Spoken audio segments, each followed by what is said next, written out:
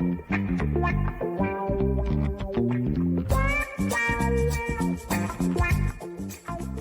the Let's Talk Polyamory podcast, where we talk about all things consensual non-monogamy, polyamory, swinging, and all things about how you can have a secure and sexy relationship. Now here's your hosts, Tara and Andre. Hey, Andre. Hey, Tara. Oh, I have this thing on. All wow. right, one more time. Hey, Andre. Hi, Tara. How are you? Good. How are you? I'm good. Great. Well, I'm super excited. I'm super excited today. Bye. I'm back.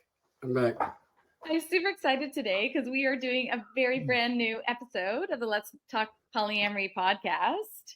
And so this week we are diving into the topic, new relationship energy, the awesome and the awful. Ooh, sounds ominous. It does sound ominous. Well, I mean, we decided to do this topic because it's come up a lot in a lot of the conversations I've been having with different people who are joining our Let's Talk Polyamory community.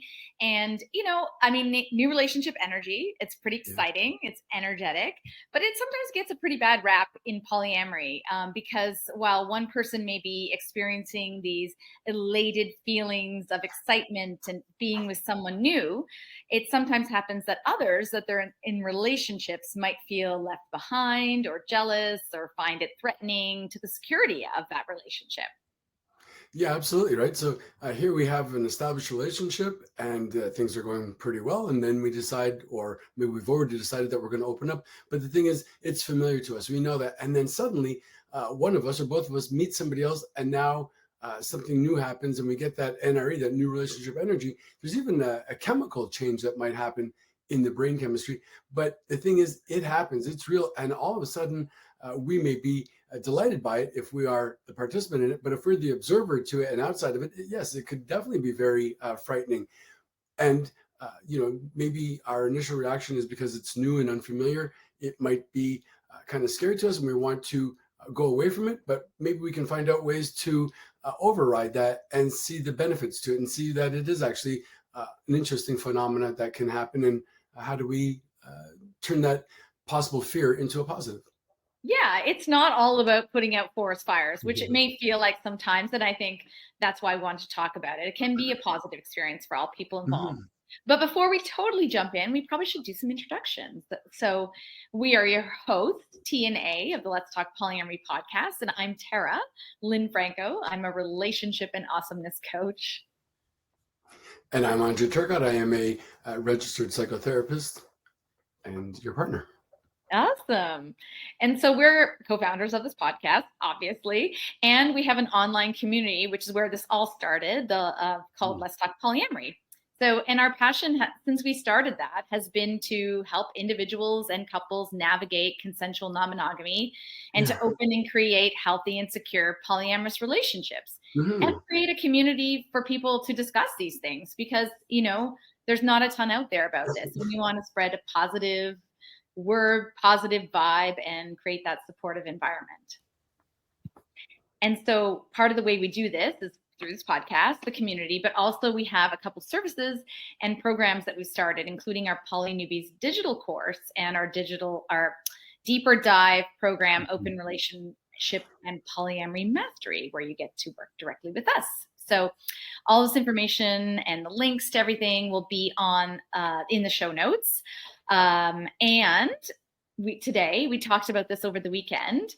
We have a very special offer for you related to our digital course, which we're going to talk a bit about at the end, which is super exciting. It is exciting. Yeah. So on to today's episode, let's begin by describing what NRE is. Yeah, that's a good place to start at the beginning, right? Yeah. So NRE is that, I guess you call it that exciting rush of emotions that you feel when you get to know somebody new, right? It's just that unfolding, that discovery part, right? Mm-hmm. Yeah, it's like you know, when I've experienced this, it's all about like, all you can think about is this other person and everything else. And what happens is like some of the other things in our lives sort of fall away, and even other relationships may pale in comparison. So it's why people often refer to this as like the honeymoon phase or puppy love, like where you start falling in love with a new person and become, in some ways, infatuated. Mhm. It's such an interesting phenomenon, right? Because while we are still loving or maybe want to remain loving with our current relationship, this new relationship offers us so much in the way of discovery and excitement and the attention that we're getting from them, all these things. And I think that is one of the wonders of it, the beauty of it. But the potential pitfall is something that you mentioned. Do we then become so obsessed with it or preoccupied with it that we start to compromise other existing responsibilities or relationships? And we'll look at that a bit later as well. Yeah, absolutely. And I think, what's interesting, especially in the context of polyamory or open relationships, is that sometimes when we meet someone new, it like allows us to be like a little bit of a different person, like take on a different identity. And I think that's also gives it some power. Like we may no longer be wife, mother. We may be like sexy, exciting partner of somebody new, right? So taking on that new persona can also be very alluring. And so there was a great article we found online from Miss Smut Buttons. I love the name. Who described, I mean, she's not the only one that did this, but described NRE as a drug that one can become addicted to. So when you spend, hours glued to your phone, waiting for your next fix, texting frantically with this new person, your thoughts are sort of consumed with it.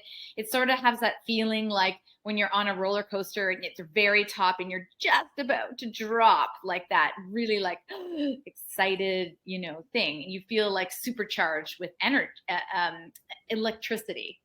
And in fact, NRE and falling in love does impact chemicals in the body, right?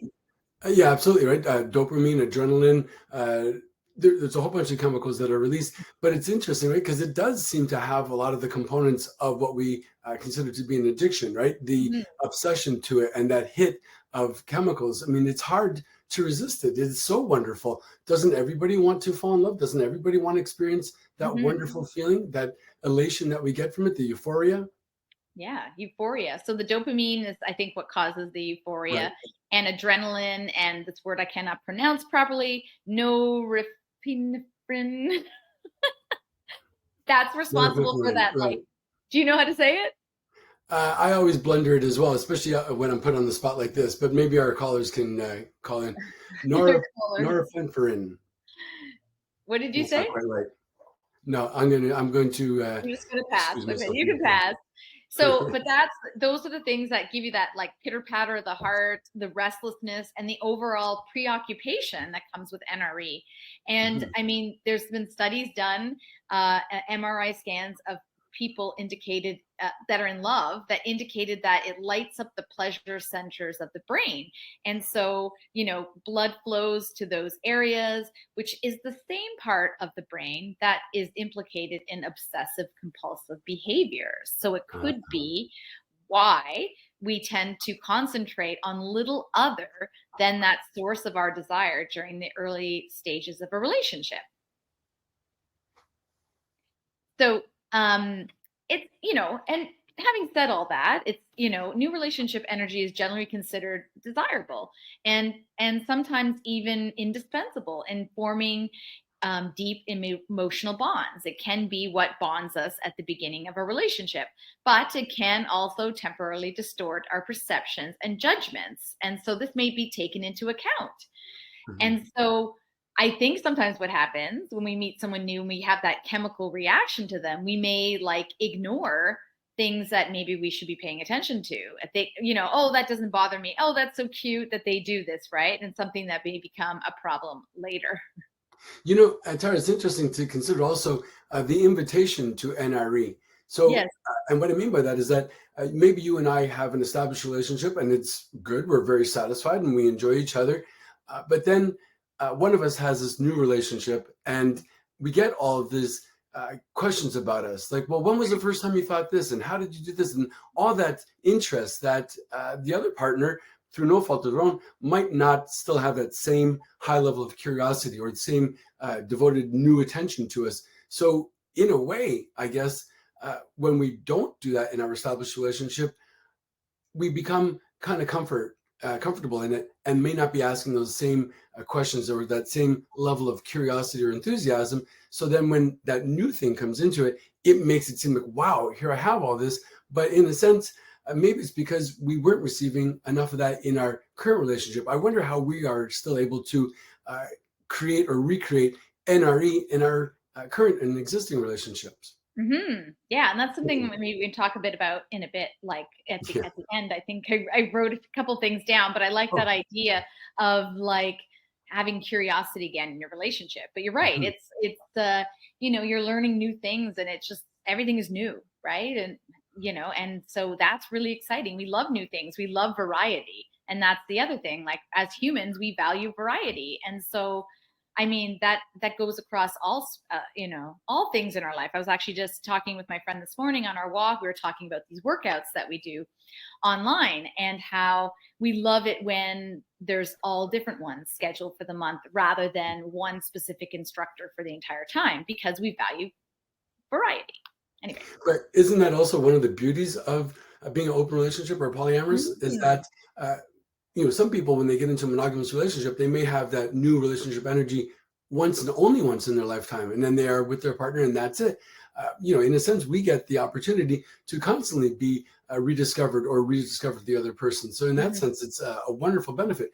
But to be the devil's advocate, if we do see this as potentially similar to an addiction, is there any danger that we might then become addicted to the NRE? And as soon as it wears off, we're kind of like, well, that's known to me, it's passe, and now I need that new hit. Oh, that's interesting. That is actually an interesting part is that some people may be constantly searching for that hit, right? Especially if you have what's possibly considered to be an addictive personality. Are you Right. always looking for that? And if that is the case, then could we find ways to temper it a bit and say, well, okay, I understand Mhm. the mechanisms behind it, and I don't want to simply always have to feel as though I have to go towards that, as opposed to feeling it is something that I participate in rather than feeling the need for or being pulled to it. Yeah, like enjoy it in the moment, but not Mhm. necessarily allow it to lead your all of your actions. That's Right. interesting. I hadn't thought of that. It's Mhm. so smart. Well, I think I do a great job of derailing the conversation a bit with other considerations. But let's see if we can get back to where we were going with this. We were just finished talking a bit about the chemical aspect of it. Right. And that how it can temporarily distort your perceptions and judgments around things, and that you have to take that into account. And I think that's why, like people, you hear about people who like they meet someone and they fall in love and it's this magical time and they get married in like 1 day or 2 days or 4 days. So would probably recommend against that because you may be impacted by that chemical that may be distorting your perception. It doesn't automatically mean that the attraction is unreal or will not last. Right. It may actually lead to something more long lasting and Mhm. strongly bonded. So yeah. So But the idea is that we want to become aware of the potentials of this, right? So the possible implications or ramifications of this. We say to ourselves, well, I am experiencing this. It's a beautiful phenomena, but I'm also able to put it into context, knowing how it's going to last, how it will impact my current relationship. What is it like having this new person? And how do I feel about it in general on my own part? But then also, I think another part that we talked about that I found very interesting is considering how it is for us, but then how it might be for our existing partner. And also, how is it if we are the new person coming into this? yeah, And exactly. there it is, right. Yeah. So one of the terms that you found as well when we were doing some research, which is a variant of new relationship energy, is new relationship chemistry. Mm. I thought that was just interesting, just as a side note, because it's conceptually similar to NRE, but the idea is the emphasis is explicitly limited to the brain chemistry involved in creating those euphoric feelings, rather than the actions and rationalized feelings that might happen when you're in NRE. At least that's how it was described. I don't know. I just Mhm. think that was an interesting side note.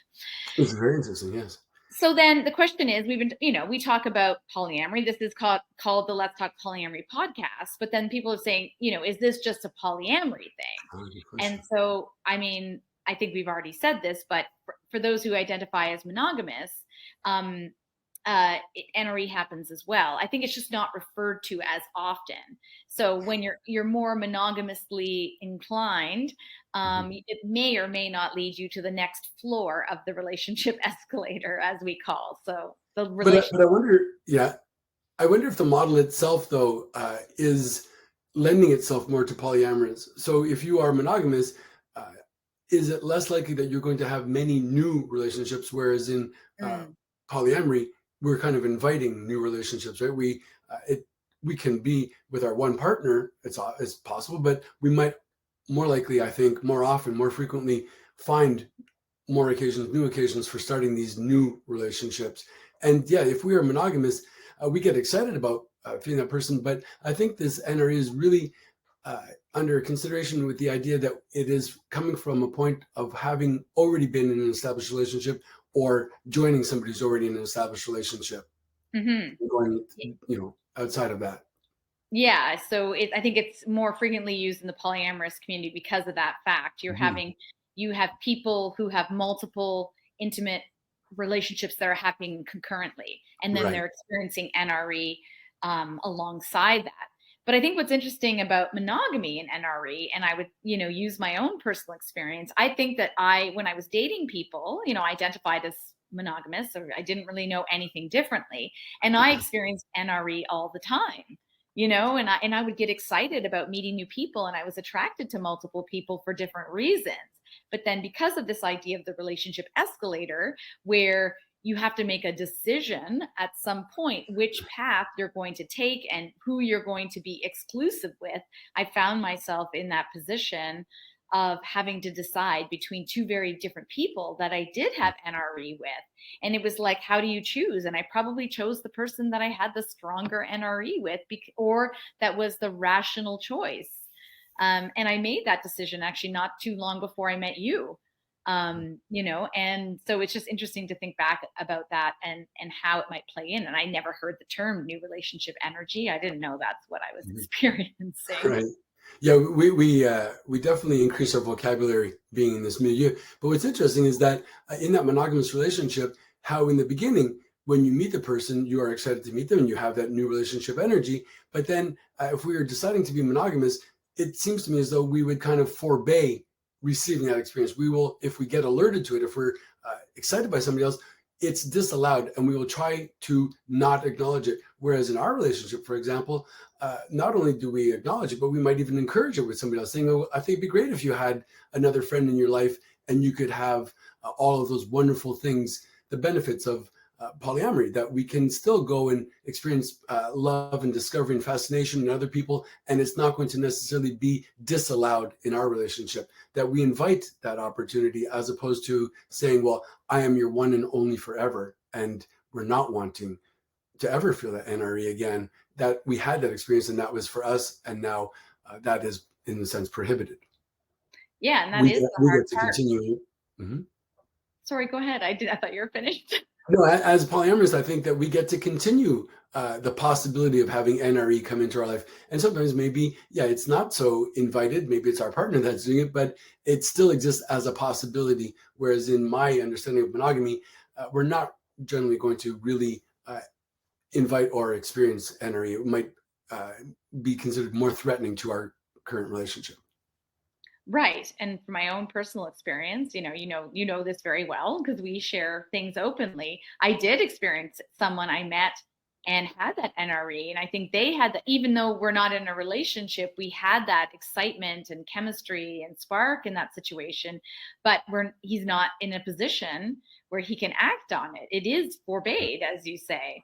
And so that actually can be another issue with NRE, especially if you're polyamorous or meeting people who are already in established monogamous relationships or that want to be monogamous, that you can't pursue them. So, and then that can become a bit of an addiction. When you can't have something, then you can become obsessed with that as well, which is difficult. So, yeah. So I think in terms of NRE, for those who are non-monogamous, which is what we're talking about, is so when adjusting to and compensating in some ways to the contrast in the effect and the excitement between newer and older relationship is considered an important factor in successfully balancing those relationships. So So let's talk about, you started talking about this a bit earlier about how does it impact those involved? Mhm. Yeah. So I think there's always considerations or things to navigate, whether you're the person experiencing the NRE with someone new, the new person that they're with, or people that they're in relationships with. So I think when I think about it, just to break it down to simpler terms, there's sort of like three different experiences, and Mhm. there may be more, and there may be multiple people in each of these experiences. So there's the person or people that are experiencing the NRE, the person they're in a new relationship with, so who may also be experiencing NRE, and then there's the people that are impacted by that. So using us as an example, like we were talking through this earlier, like say you and I are in a relationship and I meet somebody new and I have NRE with them and we have this excitement. So there's there's me, there's the other person I'm with that may or may not be experiencing NRE. They may also have other partners. And then, you and I have a relationship as well, and you may have other relationships that are impacted because maybe you're unhappy about the NRE. So it could even be impacting your other relationships. So there's Mhm. lots of people potentially that are impacted Mhm. by I it. wonder if I'm negatively impacted if I'm having NREJ, new relationship energy jealousy Oh, yes, or because insecurity. Yeah. jealousy is definitely Mhm. something that the person experiencing the NRE of their partner would feel. So they may feel Uh, jealous. Oh, go ahead. yeah. Well, it's definitely something they may feel, but they may also have feelings from the other end of the spectrum where they are feeling a lot of compersion and feeling delighted that their partner has somebody as well. Absolutely. Yeah, you Yeah. and I often seem very supportive and enthusiastic with the idea that either one of us might find new friends in that way. That we like and invite the expansion of our possibilities. Yeah, absolutely. It doesn't have to be bad. And in Mhm. fact, we had an experience just this weekend when we were out and with somebody, and who was actually someone you were supposed to be having a date with. But anyways, I ended up there, long story. But then I was sort of flirting with the person at the shop, and you experienced it, and you were quite excited about it and interested in about it. And I think that the person that we were with had a really interesting experience of like observing that situation, because Yeah, I mean I feel very secure in our relationship. So for me, you having strong NRE won't impact me as much. I'm not saying it won't, because it's probably been a while since either of us had really strong NRE with mhm. someone, but probably impacts us a little bit less because we've built up our compersion muscle. And we were able to build up our compersion muscle because we laid a very good foundation of open communication, right? So being able to talk about the feelings when they do come up, and no matter how we might feel that they are inappropriate or that we're shy about them or embarrassed or whatever it is, we continue to uh, avail ourselves to the possibility of opening up in talking about it in open relationships, open communication. Yeah, I think communication is always like the number one thing we say that you need to Mhm. use to resolve situations. Like I don't know how many times I've said to clients and people in our course and our program, like, well, maybe this is something you need to talk about. And Mhm. how might you approach this conversation? Because, it's really the only way, I mean, the major way into resolving things. Obviously, we have to do inner work and that sort of thing. But I think opening up conversations is always a good way of working through things. So Mhm. yeah, so the person experiencing the NRA, their partner, can feel awesome. That would be the great thing, right? They could be excited, thrilled, but they may also feel jealous or unwanted. They may feel left out. They may feel insecure. They may even be concerned about the stability of their relationship. Because if you Yeah, see your without partner, what? Yeah, without a doubt, right? Because here we are, we might have been established for a while and then decide to open up, and all of a sudden, wow, our partner is, receiving all these texts, or they're looking at their phone all the time, and it's like, wow, where's that going to leave us in our relationship? What happens if this, that, and the other thing? So yeah, it could definitely create concern about the stability of our current relationship. Mhm. And I think the other thing that can happen too is like you want like even if, especially if you've been doing this for a while, but not even necessarily, you want to be happy and excited about your partner. Like, this is why you opened up. This is what you agreed. If you're in a relationship with someone, I'm talking about, this is what you agreed to. This is what you want, and you want to be happy for them. But sometimes you're like, oh, I'm finding this so hard. Like, why is this so hard? Why am I becoming obsessed with this? Or why is this different now? I have a client as well that is in the situation where they opened up from the start, like they decided they were going to be open from the beginning. But as their relationship grew stronger, their partner being with other people caused greater feelings of jealousy and that sort of thing, because they're more invested in the relationship, right? So it seemed easier before, but it can change how you feel about things. Absolutely. And then if we feel that there is change and we are uncertain about it or feeling insecure and concerned about the stability or maintaining our relationship, we might then either want to recoil from it and call the whole thing off, or try and impart new rules to govern it and create these appearances of greater security. Some of them may actually help, but some of them may be simply a response to the fear that we're experiencing. Yeah. So I want to go back, because I think we skipped over the person that's experiencing the NRE, although I feel like we've been talking about them a lot. But, we said that they might shift attention and focus to the other person. They may become distracted. But the other thing that could happen with that person is they may feel guilty about those feelings. I don't want to feel like, I feel guilty that I'm feeling good about this, or that I really want to see this person, or I'm constantly wanting to text them. And I don't feel the same for my partner. I'm very excited to see this person, and I'm not as excited to see my other partner or partners. And we may be concerned about how it's impacting. They may see the impact, like if I'm feeling really jealous over you having NRE with someone, you may feel bad about that. You may feel like, how do I address this? But also I want to, have this other relationship. And then the other thing that could happen, if the feelings are so strong, you may even question your relationship with the person that you've been in with. And so that can cause stress and confusion and that sort of thing. Because you're like, well, if I'm not feeling this way for my existing partner, does that mean we're not meant to be, or that we don't love each other? Like, I love them, but I don't have this intense feeling, and I should have this feeling, right? Yeah, absolutely. It can open up a whole can of worms, so to speak. Yeah, I'm actually, as I was saying that, this is what happens sometimes when we do these talks, is I remember parts of my life. And so I'm thinking back to when I was married, and I got married fairly young at 24. And I ended up having an affair with somebody, and I experienced that new relationship energy with them. And it did this exact thing that I'm describing here. I felt like it made me question how I felt about my partner. And in contrast, they felt like such different people, and everything was exciting with this person. And they're exactly the type of person that I wanted to be with, and that sort of thing. And my husband was like, not doing this, not doing that, not fulfilling my needs. And now that I think about it, and then the other person I ended up having the affair with ended up being like a terrible person. But that's interesting, right? Because we're in the current relationship, we meet this other person, and then we often will compare the new person to our old person, the old person to our new person, and say, well, they don't do this, they don't do that. But also, in all fairness, we might not know the new person well enough yet. Let's see what they're like after 18 months, when the honeymoon phase kind of is expired, and they are probably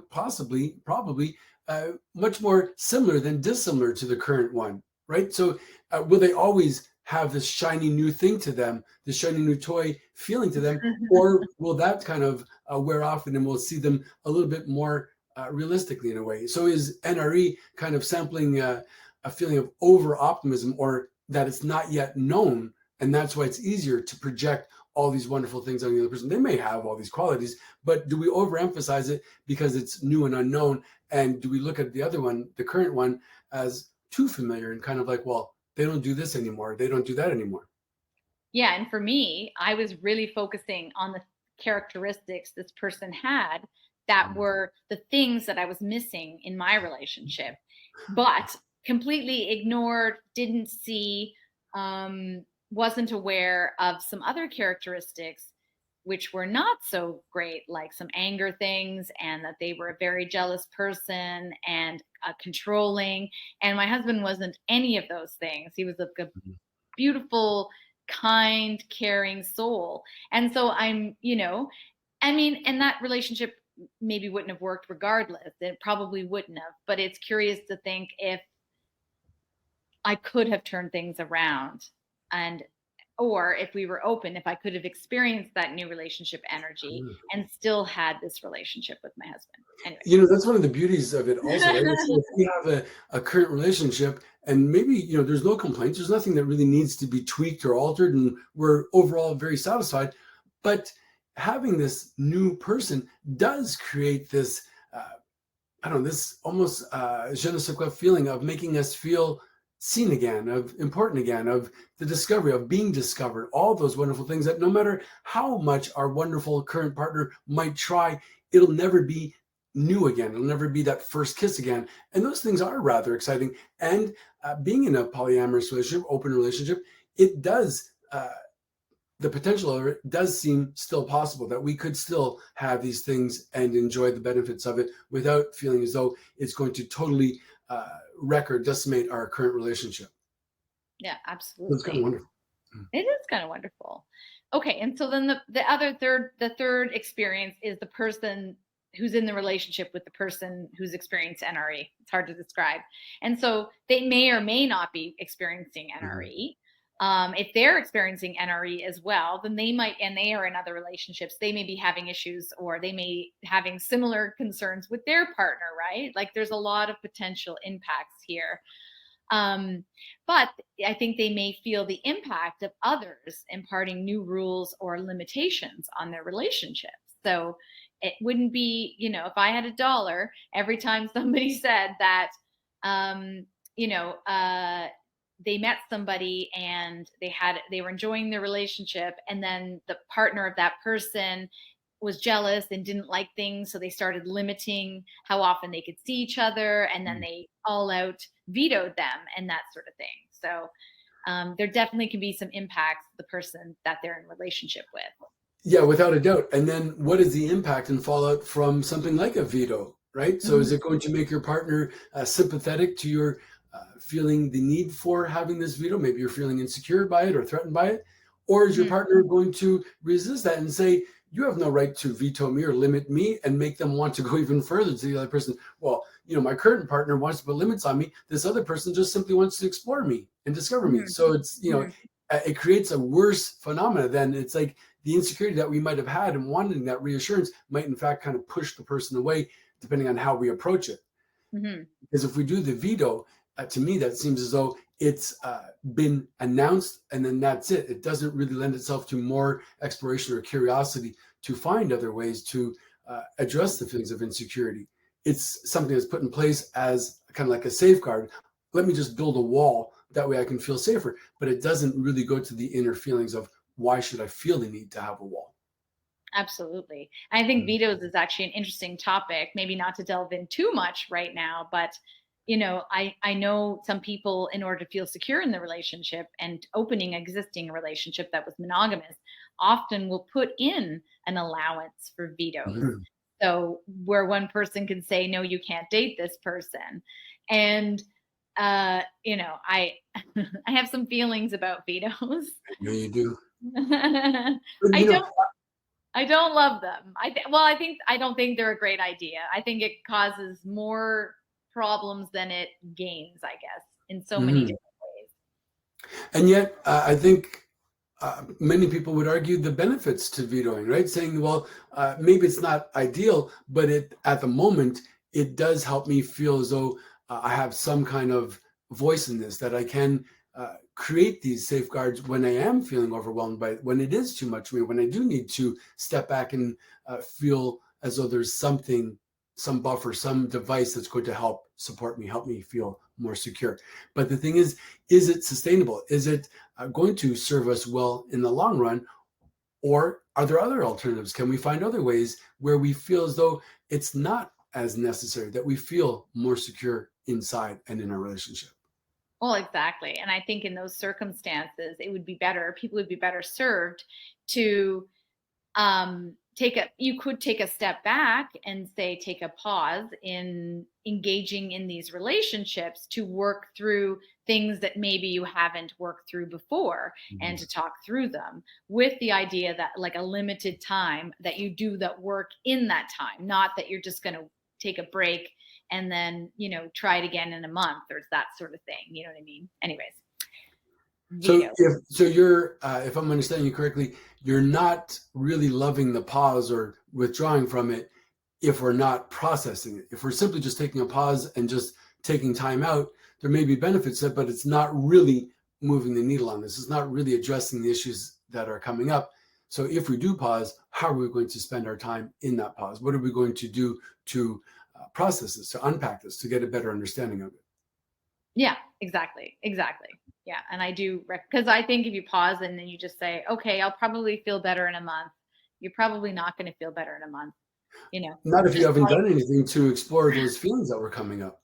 Just like if you veto someone, it's just going to be one person, and the next person you may have the same feelings, and you haven't actually resolved what it is about that situation that makes you feel that you need to say to your partner that you don't think that they should be in the relationship with that person. But anyways.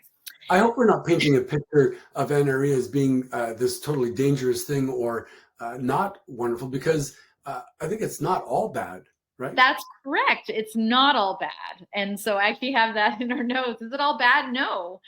I don't think that, NRE means that partners are doomed to hurt each other. Like we said before, there's a lot of positive things that can come out of it, and it's totally possible to manage it effectively. And I think, again, this is something we always advise as well. The first step is simply being aware of the phenomenon, being aware that you're in NRE or that your partner's NRE, because I think you have something to work from, because it happens. It's normal. It's a predictable response to a new relationship. And we can speak firsthand after 7 years of knowing each other. We've had many people come into our lives where we felt NRE on both sides of it. And we've also been that third person in other people's NRE. That exactly. It can breathe life into relationships in some way. Not, and even one of my clients recently said to me is that, their partner is experiencing NRE with a new partner, and they're having a bit of a hard time with it. But they said, for a while it was like, it was sort of okay, because they said that it enhanced their sex life because their partner feels desired and sexy again. And so they bring that sexiness and desire back into the relationship. Sounds ideal. So it is a positive thing. And, we used to talk about, not quite the same as NRE. I guess it's short-term NRE, going to parties and events and clubs and stuff. We would always come back and be excited to be with each other. We'd just been with other people, been in a sexualized environment, and we come back and feel like excited and wanting to engage as, together. Yeah, that's an interesting phenomenon on its own. But what can we do if we are the person experiencing the NRE? Okay. So I think, we're all ultimately responsible for managing our own reactions, emotional reactions. But I think if we're experiencing NRE, it's important to be compassionate and taking responsibility for our own behavior, being aware of what we're doing, and then mitigating any effects. And so also creating a safe space for honest dialogue about it. So allowing a safe space for your partner to talk about it so that they don't have resentments building up. I love your response to that. Yes, we acknowledge that it is a phenomenon, that it can happen to either one of us or any of the people, any of the players in there, but then that we might also be compassionate about it. I like the sound of that, because as we mentioned earlier, maybe we get swept up in it and I'm not even aware of it, but I'm constantly on my phone looking to see if I got a message back from them, or we're, texting each other. And what's that like for the observer? So if we're in a relationship that's established already and suddenly you see me blossom into this thing, am I going to be aware? Am I going to be compassionate? Am I going to be considerate of how that might be impacting my current relationship? So we don't say that we're not allowed to have this. We're not going to allow ourselves to have this, but we might also be cognizant of how is it impacting others around us? How would we feel if the other one is. So yes, I want you to be engaged in this and go for it and have all the fun you can and do that. But at the same time, can it be done in a way that is considerate or compassionate towards your existing partner or new partners? Absolutely. I love I that. think, yeah, Yeah, I think it can. I think it can for sure. And sure. so then if you create that safe space and you are compassionate about it, then it allows your partner, the person being impacted the NRE, to share how they feel it is impacting them. Right. So for example, like someone I was talking to was talking about how their wife is always on their phone and texting in front of them like all the time. And Mm, they find it like very triggering to see that all the time. So one of the things we talked about that they could maybe talk to them about is, when they're doing certain activity, like maybe there's a time for that. Like if we're going out and going for dinner, or if we're having an experience and we're deciding on having some quality time together, then we put our phones away and we don't engage in those conversations. Like let's really be present in the moment when we're with our other partners. I think that would go a long way. I think you're right, but I want it to be almost like an invitation to participate, or in this case, maybe participate less with the other one in Mhm. texting it, but not that it feel as though it is a prohibition or that we're impacting some veto that says you're not allowed to do this, but that we, as the other person, would consider how it might feel if we were in the opposite position, Mhm. right? How we might be considerate. Well, how would I feel if we were at dinner and they were always on their phone texting this new person? So we Mhm. have consideration for our partners. Mhm. Yeah, And if I we think that's always a good measure. No, go ahead. I I thought think you were it's always a good measure in relationships, even outside of polyamory, just in general, to consider how the other person might be impacted by this. What are they going to feel, and how would we feel about that then? Yeah, absolutely. Absolutely. And so if you are being impacted by NRE and you're feeling jealousy, same things that we would normally suggest for those things is consider what's informing those decisions. Like what Mhm. information, what data, what stories you're telling yourself about that, and just do some, introspection around that, as well as when you're feeling those moments, if your partner's out on a date with this person and you know that they're having this NRE exciting experience, really taking time for self-care, building self-esteem, and even having some understanding that if you were in this again, if you were in the reverse situation, that you would want to be enjoying that experience as well. So. Yeah, absolutely. But a lot of that I think is going to also be helped by having open communication, as we always say, right? So a nonviolent communication, finding ways to really talk about what's coming up for us and how Mhm. it's impacting us, what we're feeling about it, but in a way that feels safe to have these kind of conversations. Yeah, so nonviolent communication, just as a reminder, being like it's like a four-step thing. So sharing like what the circumstance is. So when this happens, and that's the factual part of the situation. So when you're on the couch all the time, not maybe not say all the time, when you're on the couch on your phone, smiling at it, I feel. So how you feel? I feel I mean, not important, distant. What I would like is, so what your need is and your request. And so that's sort of the nonviolent communication method. And we've talked about it in other right. podcasts. And then as a recipient, I would start off by saying, thank you for sharing. And if I'm understanding you correctly, what I'm hearing from that is that when this happens, you feel or have experienced this, and then we go from there. So you will state your point, Mm-hmm. and without layering it, without stacking, Mm-hmm. and then I will acknowledge what's been said. I will reiterate to find out the accuracy of what I've understood. Is that in fact correct? Is that what you're trying to convey? Mm-hmm. Right?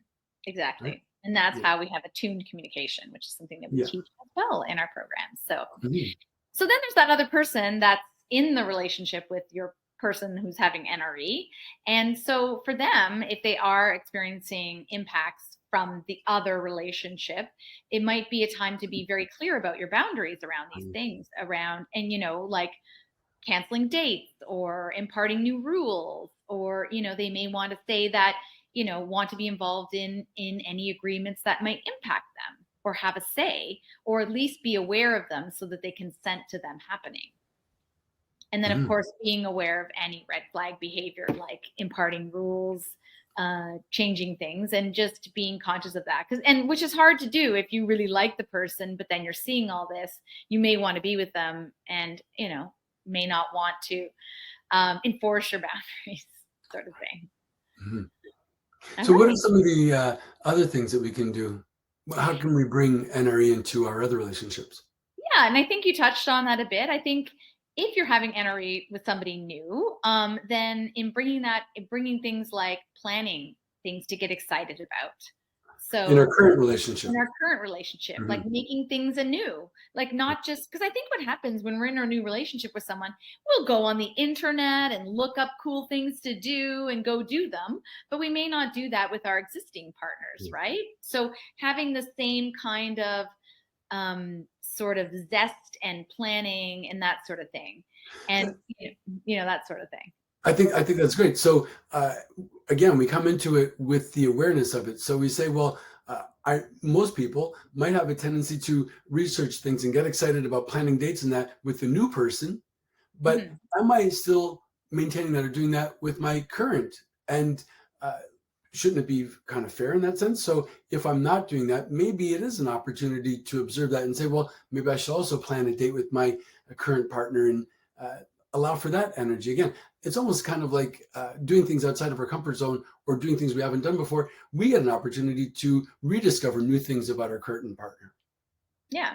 And I think that's what I love about our relationship. I feel like we do that all the time. And and that goes to just regular aspects of life and discovering new things, but also intimate things like trying new things and shifting patterns and that sort of thing. Because I think it's important to keep variety in your current relationships. I was going to give the example as well, where this whole planning things to get excited about thing happened with some couple that I worked with, and they, because of the nature of where their husband's new partner lived, they live farther away. They would go away for a couple of days and have an overnight, and then come back.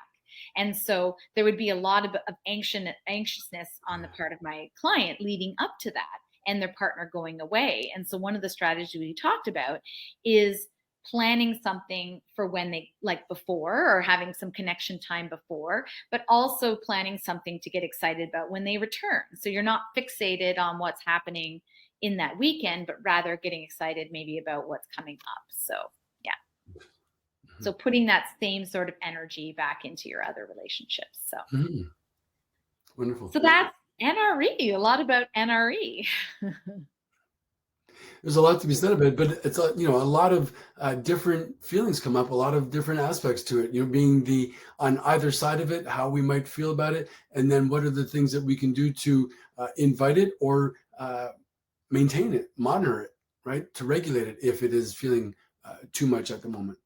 Yeah, exactly. I think with NRE, the goal is for everyone to enjoy that experience and Mm. everyone to benefit from it. That's really would be amazing. The person in the new relationship and the person that's in the existing relationship having the awesome side benefits of that. So, yeah. Right, without having to be overly concerned that it is going to be negatively impacting existing relationships. And I think again, you and I are wonderful examples of that because in the time that we've been together, we have had uh, NRE on both sides, and it is not only survivable, but it has been looking back as wonderful moments. Right, the discovery of those things, being polyamorous, being open like this, we are afforded that possibility, and it is always recurring. There's always that next possible new meeting of people, and it doesn't have to, be threatening or decimate the current relationship. Mhm. Absolutely. All right. So we said at the beginning that we were going to share something really special at the end, and so we love this community. We love doing this podcast, and so happy that so many new people are Mhm. discovering us. But we really want to be able to spread the word about polyamory and normalize it as a valid relational identity. Yeah, Yeah, one that. So, yeah. go ahead. No, it's a topic that I get really excited about. The normalization or the viability of being anything other than monogamous. And, uh, I'll say it. For me, my experience of monogamy has been that it is like the only way I see it on dating profiles where people say, well, when are you going to grow up and get a real relationship? And Mhm. it kind of makes it as though the way we relate is not valid, is not viable, it is in any way perverse. And yet, our relationship and the people we know who participate in this are very loving, caring people. And it Yeah. is another option, another way of relating that's just as valid. So I think it's so critically important that we do help to normalize aspects of polyamory, of open relating.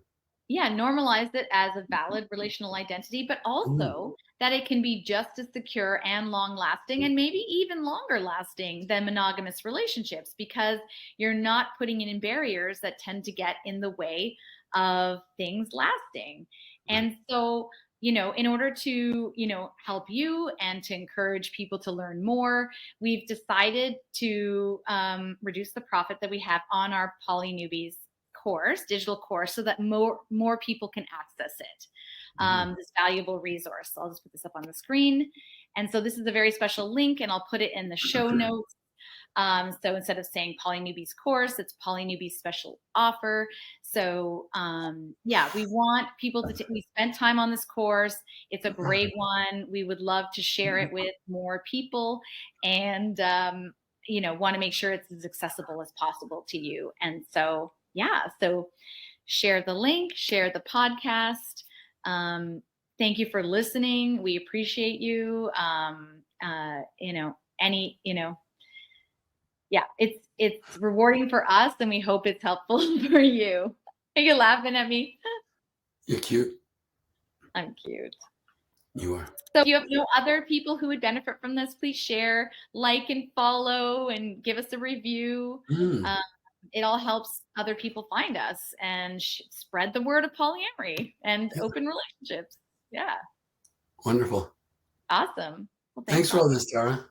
All right, thank you for being an awesome co-host, Okay. Well, and thank you, everyone have everyone. a great day. All right, Bye. bye.